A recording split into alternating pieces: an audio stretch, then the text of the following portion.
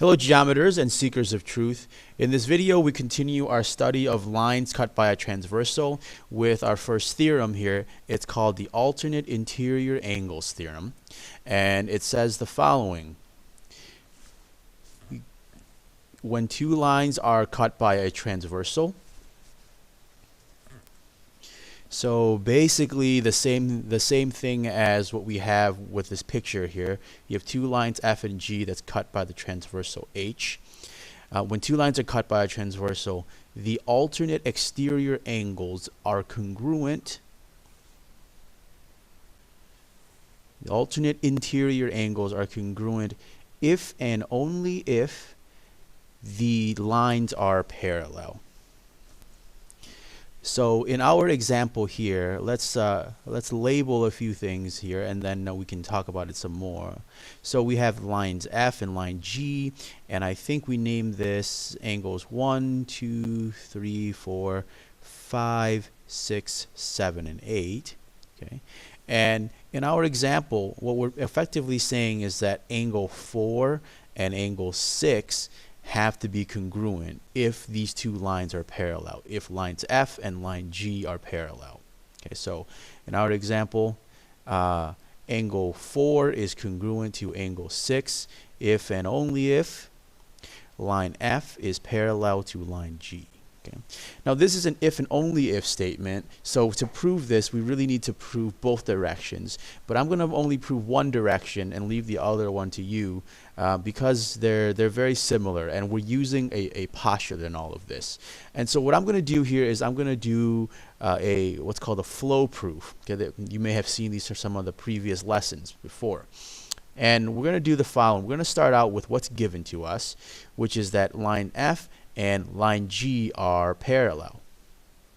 Okay, so this is given to us in the proof. And what we want to show, or how this proof is going to end, is with the statement that angle 4 and angle 6 are congruent. Okay. So somehow we have to go from these two lines being parallel to these two angles being congruent. And this proof is, we're trying to show that angle 4 and angle 6 are congruent when the lines are parallel in every possible instance. As long as the lines are parallel, no matter how you draw angle 4 and 6 on these alternate interior angles, no matter how you draw them, they must be congruent.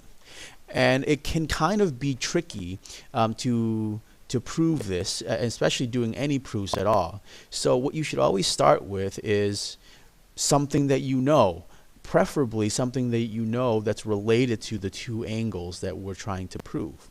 For example, one thing I know here is that angle 4 and angle 2, I'm just going to circle here so you can see them, are congruent to each other. Okay, so I'm going to put this on the side here. Angle 2 is congruent to angle 4. I know that for sure because they are vertical angles.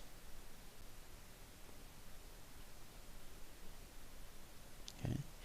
And that's great because I have angle 4 in here as one of my intermediate steps, and if I can only find some other statement that uses angle 6, then I would be done. Okay. I'm going to erase this circle now just so that it doesn't clutter the picture too much. And now we're actually going to have to use the fact that these two lines are parallel. And all of these proofs with transversals eventually lead us back to the corresponding angles postulate. And I'll show you how this is all connected together. So now I'm going to circle angle 2 and angle 6. Okay?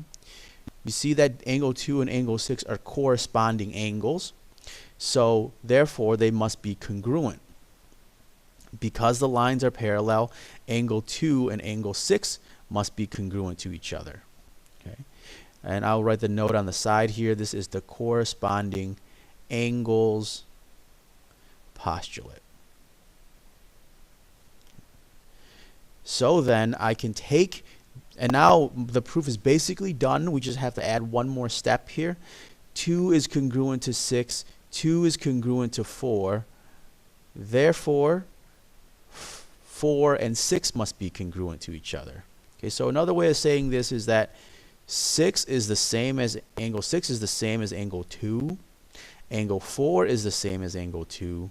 Therefore, angle 6 must be the same as angle 4. And this is the transitive property. You could also say it's the substitution property, but I'm going to go with the transitive property. Okay. And there you have it. This proof is complete. We can do this proof in 4 steps. The lines being parallel, knowing something about the vertical angles, and then using the corresponding angle postulates.